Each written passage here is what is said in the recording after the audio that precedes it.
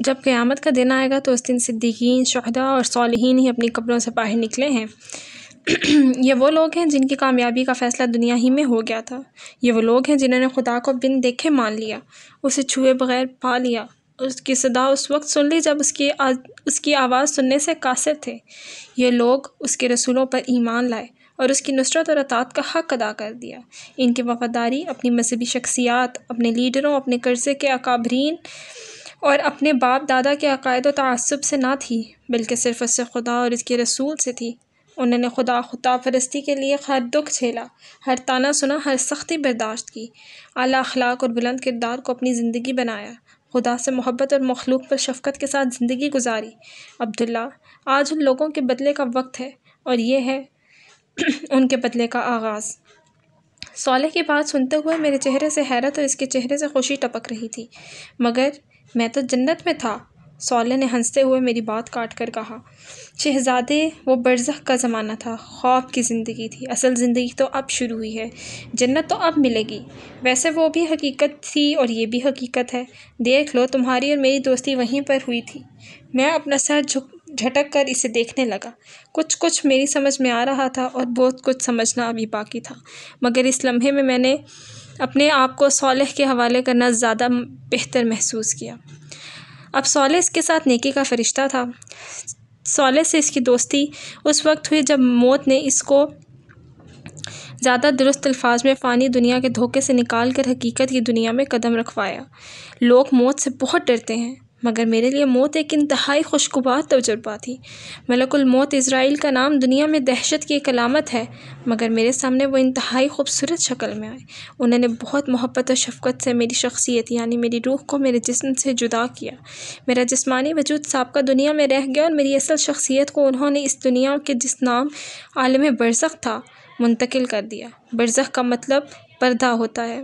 ملک الموت کے ظاہر ہوتے ہی میرے اور پچھلی دنیا کے درمیان ایک پردہ حائل ہو گیا تھا، جس کی بنا پر اس دنیا سے میرا رابطہ ختم ہو گیا تھا۔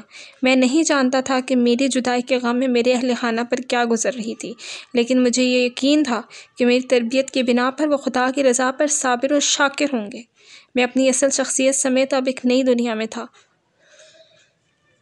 یہ برزخ کی دنیا تھی۔ اس نئی دنیا میں ملک الموت عزرائیل نے مجھے جس شخص کے حوالے کیا تھا وہ یہی صالح تھا۔ اس کے ساتھ بہت سے خوش شکل، خوش لباس اور خوش گفتار فرشتے موجود تھے۔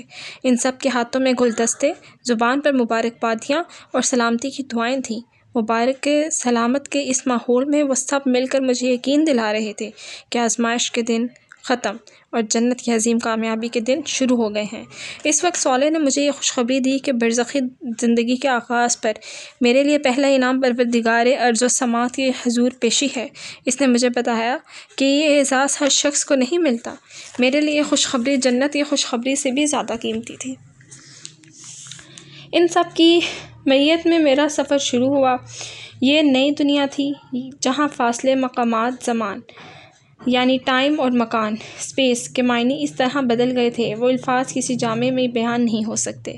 میں مستی اور سرشاری کے عالم میں یہ سفر طے کر رہا تھا۔ ایک جگہ ہم رک دیے گئے۔ اعلان ہوا کہ زمین کے فرشتوں کی حد آ گئی ہے، سب یہاں رک جائیں۔ صرف صالح کو میرے ساتھ آگے بڑھنے کی اجازت ملی۔ عالم سماوات کے سفر کا آغاز ہوا۔ جلدی ہی ہم ایک اور جگہ پہنچ کر رک گئے۔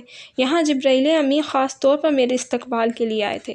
مجھے دیکھ کر وہ کہنے لگے، عبداللہ، تم مجھ سے پہلی دفعہ مل رہے ہو، مگر میں تم سے پہلے بھی کئی دفعہ مل چکا ہوں۔